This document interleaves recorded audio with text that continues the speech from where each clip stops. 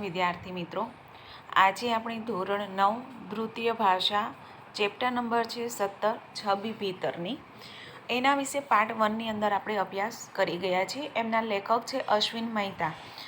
અશ્વિન મહેતા છે એની અંદર એણે પોતાના જીવન દરમિયાન ખેડેલા પ્રવાસના જે અનુભવો છે તે અનુભવોની આછેરી ઝલક અહીંયા આપણી સમક્ષ રજૂ કરેલી છે. એમાં પાર્ટ 1ની અંદર ગાંધીની બલિહારી વિશે આપણે જોઈ ગયા છીએ. હવે પાર્ટ 2ની અંદર આપણે જોઈએ છીએ માનવ વિમનની ગંગાજમની. અહીંયા કથાનાયક કહે છે કે આજથી 41 વર્ષ અગાઉ મેં હિમાલયનો પહેલો એકલ પ્રવાસ કરેલો. એકલ પ્રવાસ એટલે કે એકલાએ જ, એમની સાથે બીજું કોઈ ન હતું. એને 40 વર્ષની ઉંમરે હિમાલયના પ્રવાસે પોતે એકલા ગયા છે. મારો સાથી ભૂમ્યો મજૂર, જે કહો તે એક હુકમસિંહ. એટલે લેખક કહે છે કે એમનો જે સાથી હતો એમનું બીજું તો કોઈ એમની સાથે હતું નહીં, પરંતુ હિમાલય છે અજાણો પ્રદેશ હોવાથી તેણે ભૂમ્યો એટલે કે ત્યાંના દરેક સ્થળની વિશેની જે માહિતી આપે તેને ભૂમ્યો કહેવાય. તો એ જે ભૂમ્યો હતો એ મજૂર, એમનું નામ હતું હુકમસિંહ. એટલે કે કથાનાયક અને હુકમસિંહ એ બે જણા જ હતા. હું 25નો તો એ 35નો. એટલે કહે છે કે એ વખતે મારી ઉંમર 25 વર્ષની હતી, જ્યારે હુકમસિંહની ઉંમર છે તે 35ની હતી. તે હુકમસિંહ મારા પર ખુશ કહે, 15 વર્ષની મેદાનમાં સાહેબોને ફેરવું છું, પણ મારા પેગડામાં પગ ઘાલીને મારી ઝડપે 10-12 કલાક ચાલનારો તમારા સિવાય કોઈ મળ્યો નથી. એટલે હુકમસિંહ છે એ અહીંયા કથાનાયક ઉપર ખુશ છે. કેમ કે કહે છે કે હું 15 વર્ષથી આ જ કામ કરું છું, એટલે કે હું ભૂમિયા તરીકેનું કામ કરું છું. હું કેટલાય સાહેબોને અહીંયાથી અહીંયા બધા જ પર્યટનના સ્થળો છે તે ફેરવવા માટે લઈ જાઉં છું, પણ મારા પેગડામાં પગ ઘાલો. પેગડામાં પગ ઘાલો એટલે કે એમની ઝડપે ચાલનારા, મારી ઝડપે 10-12 કલાક સુધી કન્ટિન્યુ ચાલનારા અત્યાર સુધી મને કોઈ જ મળ્યા નથી તમારા જેવા. તે દિવસોમાં હું ચા કોફી પણ પીતો નહીં, માંસાહાર કરતો નહીં. તેનું હુકમસિંહને ભારે આશ્ચર્ય. એટલે કહે છે કે એ સમયમાં લેખક ચા કોફી કે માંસાહારી કશું જ નહીં, બસ સાત્વિક ભોજન જ પોતે કરતા, અને છતાં પણ એના શરીરની અંદર એટલી બધી સ્ફૂર્તિ હતી કે જેના કારણે તે ભૂમિયાની હારોહાર 10-12 કલાક સુધી જો કન્ટિન્યુ ચાલવાનું થાય તો પણ પોતે થાકતા ન હતા. એક તો એમનો ખોરાક પણ એવો ન હતો, છતાં પણ એ આવી ઝડપે ચાલતા, એટલે હુકમસિંહને પણ નવાઈ લાગતી. આશ્ચર્ય થવું એટલે કે નવાઈ લાગવી. મેં એની આગળ સૂંઠ ગોળીનો મહિમા ગાયેલો ને મુખ્યત્વે દૂધ ને ઘઉં મગના સંતુના મારા ખોરાકના ફાયદા ગણાવેલા. એટલે કહે છે કે હું તો આ ઉંમરે જ એટલું ચાલું છું, તો એના પાછળનું કારણ શું છે? તો કહે છે કે હું રોજે સૂંઠ અને ગોળની ગોળીઓ ખાઉં છું. એટલે કે સૂંઠ છે એ સૂંઠ અને ગોળ એ આપણા શરીરના હાડકાં છે તે મજબૂત રાખે છે. એટલે કહે છે કે હું રોજ સૂંઠ અને ગોળની એક ગોળીઓ ખાઉં છું, અને બીજું કે મુખ્યત્વે દૂધ અને ઘઉં મગના જે આહાર છે એ મારા શરીર માટે ખૂબ જ ફાયદાકારક છે, અને એના કારણે હું આટલું ઝડપથી અને સ્પીડમાં ચાલી શકું છું, અને 10-12 કલાક સુધી હું ચાલી શકું છું. વધારામાં કહેલું કે હિમાલય સાથેનો મારો નાતો આજકાલનો નથી, મન મોજમનો છે. નહીં તો ગાડીમાંથી જેવા શિવાલિકના પહાડો દેખાય ને, આખા શરીરમાં વીજળી શાને સળવળે.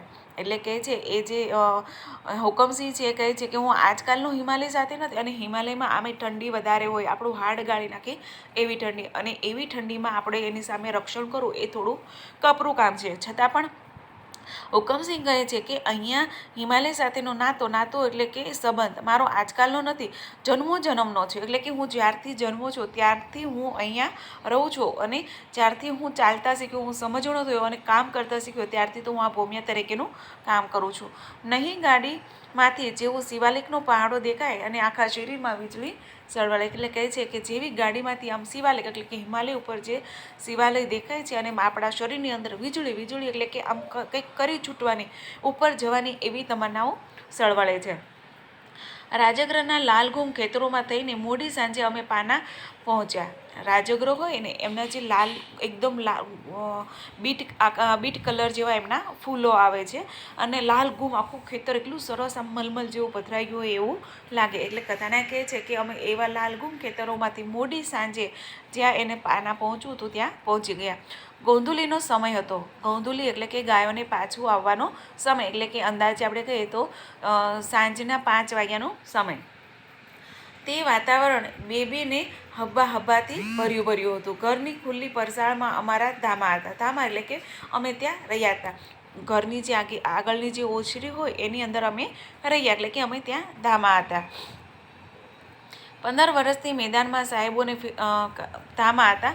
હું પતાવતો જ હતો ત્યાં મોટું તપેલું ભરીને બાફેલા બટાકા આવ્યા. એટલે કહે છે કે મારું દૂધ સૂટ સંતુનું ભોજન પતાવતો હતો ત્યાં જ મોટું તપેલું ભરીને બાફેલા બટાકા આવ્યા. અહીંયા લેખક કહે છે કે એમનું જમવાનું જેવું પત્યું એટલે તરત જ એમનો એટલે કહે છે કે દૂધ સૂટનું જે જમવાનું હતું એ જમવાનું પતાવી દીધું અને પછી બાફેલા બટાકાનું એક મોટું તપેલું આવ્યું. અને એ જે બટેટા છે એ ભઠ્ઠામાં શેકેલા હતા. આગમાં શેકેલા, એટલે આપણે જે આગ પેટાવીએ લાકડાનું એનો જે ભઠ્ઠો કરીએ ને એમાં શેકેલા હતા. એ જે શેકેલા બટેટા છે એ બાફેલા બટેકા કરતાં પણ સ્વાદમાં સારા હોય છે. એટલે કહે છે કે અમે એ બટેટા ખાઈ અને પછી આરામથી સૂઈ ગયા. અને આખા દિવસના ચાલેલા અને થાકના કારણે એને ઊંઘ પણ સારી આવી ગઈ. હવે જ્યારે તે સૂતા હતા ત્યાં તેને એવું લાગ્યું કે રાતે કોઈનો હાથ એમના ઉપર ફરતો એમને લાગ્યો અને એકદમ ઝબકીને જાગી ગયા. જોયું તો યજમાન ખેડૂતની ગરડીમાં મારું ઓઢવાનું સરખું કરતી હતી.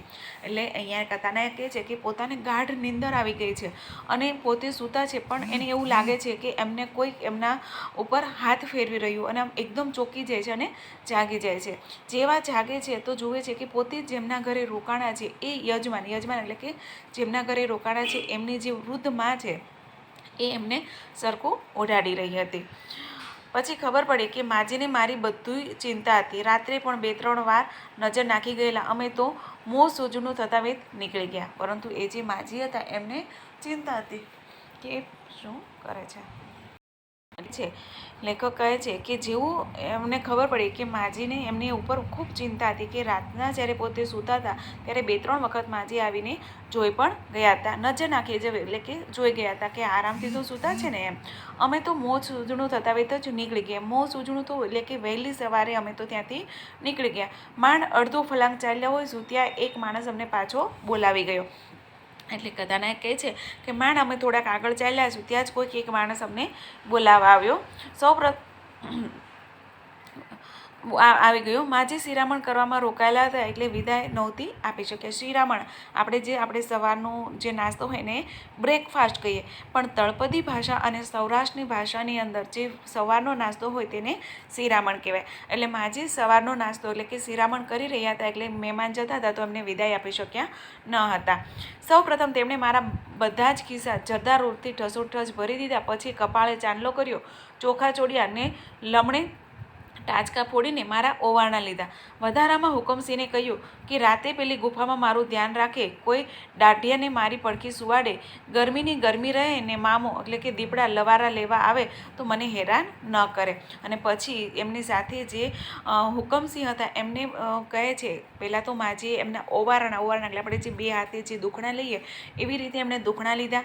એમના કપાળમાં ચાંદલો કર્યો, 4 આંગળનો લેપ કર્યો અને સાથે થોડો ખાવાનો નાસ્તો પણ આપ્યો. અને એમની સાથે રહેલો જે હુકમસિંહ છે એને ભલામણ કરે છે કે જ્યારે તમે રોકાવ છો ગુફામાં રાત ત્યારે કોઈક એવા દાઢિયાની પાસે રાખજો કે જેથી કરીને એમને ડર પણ ન લાગે અને મામો એટલે કે દીપડા લવારા જે આવે છે એનાથી એને પરેશાન પણ ન કરે.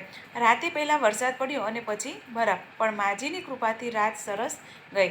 અને રાત પડતા જ પહેલાં તો આમ ધોધમાર વરસાદ પડ્યો અને પછી બરફની વર્ષા થવા લાગી. પરંતુ માસીના આશીર્વાદ હતા એટલે એને કંઈ નુકસાન થયું નહીં.